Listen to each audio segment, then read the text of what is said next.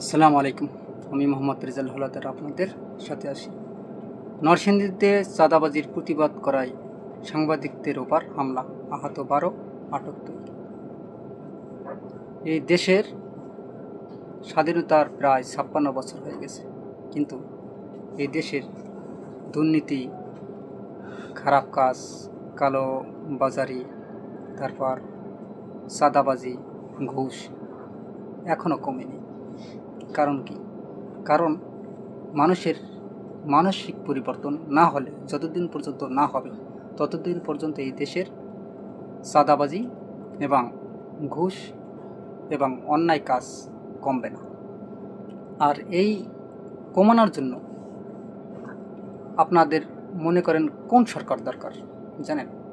একটা ইসলামিক সরকার গঠন করা উচিত। বলতে পারেন তাহলে ইসলামিক সরকার কি করবে? দেখেন, ইসলামে আছে যদি কোনো ব্যক্তি মানে পেটের জ্বালায় চুরি করে, তাহলে তাকে ধরে আগে তার পেটের ক্ষুধা নিবারণ করবে, অর্থাৎ তাকে একটা স্বাবলম্বী করার জন্য, একটা ব্যবসা করার জন্য যে একটা অর্থ, সেটা দিবে রাষ্ট্র। তারপর যদি তারপরও সে যদি আবার চুরি করে, তাহলে সে মনে করতে হবে তার স্বভাব খারাপ, এবং এই স্বভাব খারাপের জন্য তার হাত কেটে দিতে হবে। একজন দুজন যদি এভাবে হাত কেটে দেওয়া হয়, তাহলে তার সেই চুরি করা বাদ দিয়ে দেবে। এবার আসি চাঁদাবাজের পক্ষে। চাঁদাবাজ কি কোনো পেটের ক্ষুধার জ্বালাই করে? কখনোই না। চাঁদাবাজি করে এটা একটা স্বভাব। অর্থাৎ বাংলাদেশের প্রত্যেকটা রাজনৈতিক দলের ভিতরেই কিন্তু এখন চাঁদাবাজি, টেন্ডারবাজি, সুদ, ঘুষ এসব বিদ্যমান। জমি দখলের মতো যত কাজ কারবার আছে এসব করে থাকে। আমরা প্রতিনিয়ত পেপার পত্রিকা শুনলেই পাই যে অমুক জায়গায় চাঁদাবাজি হচ্ছে, চাঁদাবাজি বাধা দেওয়ায় 3 জনকে মেরে ফেলা হয়েছে, একজনকে পাথর নিক্ষেপ করে মেরে ফেলা হয়েছে। আপনারা জানেন যে কিছু আলোচিত একটা খুন হয়েছে আপনার ওই যে মিটফুটে, পাথর মেরে চাঁদাবাজি, চাঁদা চাওয়ায়, চাঁদা সে না দেওয়ায়, অস্বীকার করায় তাকে পাথর মেরে হত্যা করা হয়েছে। এবার নরসিংদীতে পিকনিক করে ফেরার পথে সন্ত্রাসী হামলায় অত্যন্ত 12 জন সাংবাদিক আহত হয়েছেন। তাদের মধ্যে 6 জনের অবস্থা গুরুতর বলে জানা গেছে। এ ঘটনায় পুলিশ 2 জনকে আটক করেছে। আজ সোমবার নরসিংদী ড্রিম হলিডে পার্কে Bangladesh crime reporters association crab আয়োজিত ফ্যামিলি ডে আয়োজন ছিল। অনুষ্ঠান শেষে সন্ধ্যার বাসে করে ঢাকায় ফেরার পথে এ ঘটনা ঘটে। প্রত্যক্ষদর্শী ও পুলিশ সূত্রে জানা যায়, ড্রিম হলিডে পার্কের সামনে বাসটি সাময়িকভাবে রাস্তার পাশে দাঁড় করানো হলে স্থানীয় একদল সন্ত্রাসী চাঁদা দাবি করে। এতে সাংবাদিকরা প্রতিবাদ জানালে বাক বিতণ্ডতায় শুরু হয়। এক পর্যায়ে পরিস্থিতি সংঘর্ষে রূপ নেয়। পরে সন্ত্রাসীরা দেশীয় অস্ত্র নিয়ে সাংবাদিকদের ওপর এলোপাতাড়ি হামলা চালায়। হামলায় মোহাম্মদ শাহেদ, মহসিন, সাখাওয়াত, কাউসার সহ অত্যন্ত 12 জন সাংবাদিক আহত হন। তাদের মধ্যে 6 জনকে নরসিংদী সদর হাসপাতালে ভর্তি করা হয়। নরসিংদীর পুলিশ সুপার মোহাম্মদ আবদুল্লাহ আল ফারুক সাংবাদিকদের বলেন, ঘটনার খবর পেয়ে পুলিশ দ্রুত ঘটনাস্থলে পৌঁছে 2 জনকে আটক করে থানায় নিয়ে যায়। হামলার সঙ্গে জড়িত অন্যদের শনাক্ত করে আটকের চেষ্টা চলছে। এ ঘটনায় তীব্র নিন্দা জানিয়ে বাংলাদেশ ক্রাইম রিপোর্টার্স অ্যাসোসিয়েশনের কার্যনির্বাহী কমিটি সংগঠনটি জানায়, এ ঘটনায় জড়িত ব্যক্তিদের বিরুদ্ধে আইনগত ব্যবস্থা নিতে মাধবদী থানায় মামলার প্রস্তুতি নেওয়া হচ্ছে। এবার আসি বিশ্লেষণে। আমরা প্রায় এই চাঁদাবাজির পরিচিত কথাটি প্রায় শুনি যে মিটফুটে চাঁদাবাজি হচ্ছে, ঢাকা পুরান ঢাকায় চাঁদাবাজি হচ্ছে, আপনার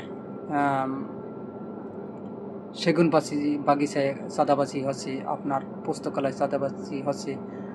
অর্থাৎ ঢাকার বিভিন্ন জায়গায় রোডে আপনি বিশেষ করে আমরা বেশিরভাগ দেখেছি যে আপনারা যখন এই যে মুক্তারপুর ব্রিজ থেকে আপনার ওই যে পুস্তকালয় ব্রিজ পর্যন্ত যদি যান, প্রত্যেক গাড়ি থেকে তারা 30 টাকা, 20 টাকা, 30 টাকা করে চাঁদা নেয়। আসলে তাদেরকে জিজ্ঞেস করা হয়, আপনারা কেন এই গাড়ি থেকে টাকা তোলেন?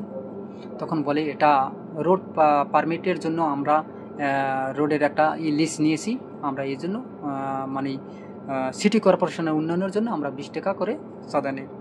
আসলে কি সিটি কর্পোরেশনের জন্য এই টাকাটা নেওয়া হয়? যদি এই টাকাটা সরকার সিটি কর্পোরেশনের জন্য নেয়, তাহলে সরকারি লোক নিয়োগ করা থাকবে, সেখানে বেসরকারি লোক অর্থাৎ চাঁদাবাজিদের কেন রাখা হবে? তাহলে কি আমরা মনে করবো কি সরকার কি এই দেশের চাঁদা বাজদের লালন পালন করে? প্রশ্ন সবার কাছে।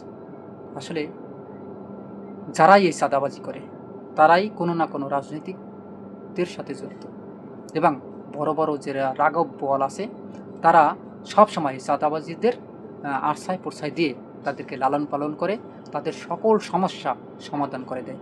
যদি তাদের পুলিশ আটক করে, বিশ্বাস করেন 1 দিন বা 2 দিনের বেশি তাদের কেউ জেলখানায় রাখতে পারে না। কেন রাখতে পারে না? ওই রাঘব বোয়ালেরা গিয়ে একটা বড় উকিল ধরে তারপর তাদেরকে জামিনে ছাড়িয়ে নেয়।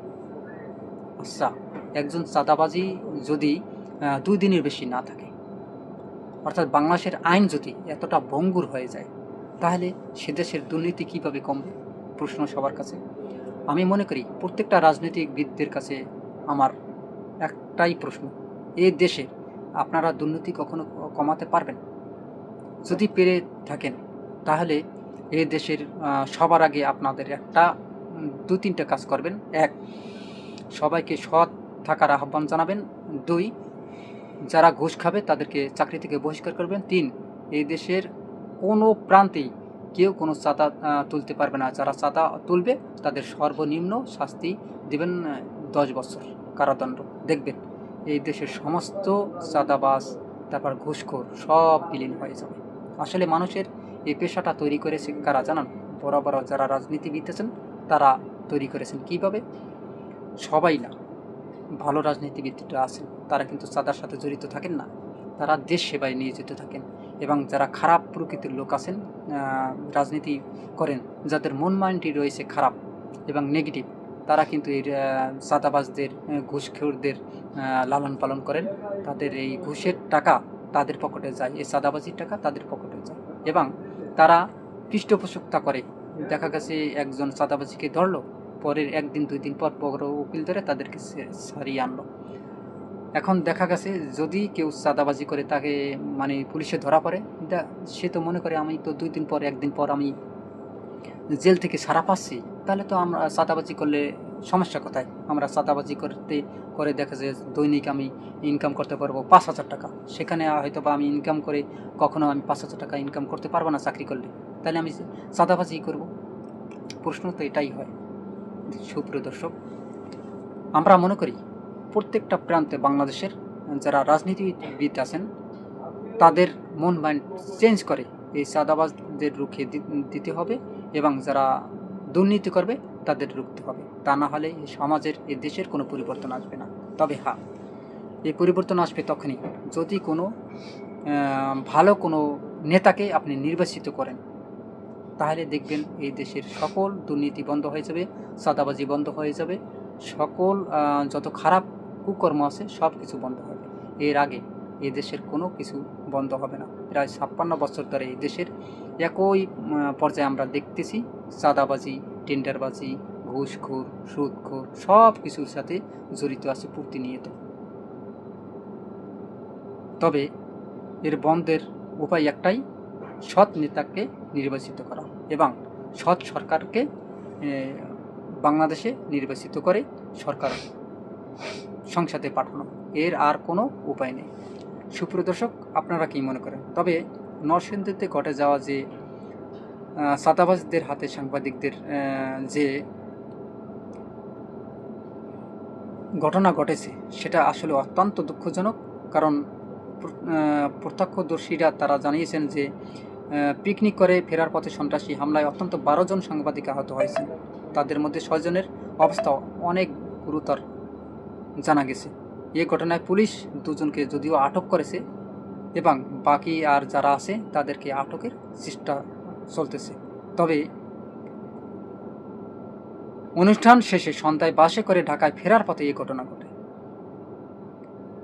প্রত্যক্ষদর্শী ও পুলিশ সূত্রে জানা যায়, ডিম হলিডে পার্কের সামনে বাসটি সাময়িকভাবে রাস্তার পাশে দাঁড় করানো হলে স্থানীয় একদল সন্ত্রাসী চাঁদা দাবি করে। এতে সাংবাদিকরা প্রতিবাদ জানালে তাদের ভিতরে একটা ঝগড়া শুরু হয়।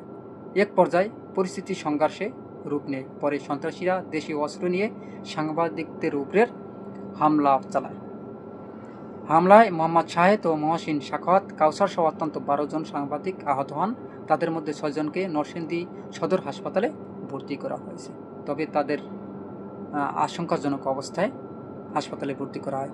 নরসিংদীর পুলিশ সুপার মোহাম্মদ আবদুল্লাহ আল ফারুক সাংবাদিকদের বলেন, ঘটনার খবর পেয়ে পুলিশ দ্রুত ঘটনাস্থলে পৌঁছে 2 জনকে আটক করে থানায় নিয়ে যায়। হামলার সঙ্গে জড়িত অন্যদের শনাক্ত করে আটকের চেষ্টা চলছে। এই ঘটনায় তীব্র নিন্দা জানিয়ে বাংলাদেশ ক্রাইম রিপোর্টার্স অ্যাসোসিয়েশন কার্যনির্বাহী কমিটি সংগঠনটি জানায়, এই ঘটনায় জড়িত ব্যক্তিদের বিরুদ্ধে আইনগত ব্যবস্থা নিতে মাধবদী থানায় মামলার প্রস্তুতি নেওয়া হচ্ছে এবং শেষমেশ দেখবেন এই রাঘব বোয়ালরাই এই 2 জনকে যাদের আটক করেছে তাদেরকে ছাড়িয়ে আনবে, হয়তোবা আজ বা কাল। সুপ্রিয় দর্শক, আপনারা কি মনে করেন? অবশ্যই আপনার মূল্যবান মতামত কমেন্টে জানান। আর এস বাংলা নিউজ 24কে সাবস্ক্রাইব করুন। এরকম নতুন নতুন ভিডিও পেতে বেল বাটন অন করুন। ভিডিওটি সবাইকে দেখার সুযোগ করে দিন, লাইক ও শেয়ার করে। আজ এই পর্যন্তই। আসসালামু আলাইকুম ওয়া রাহমাতুল্লাহি ওয়া বারাকাতুহু।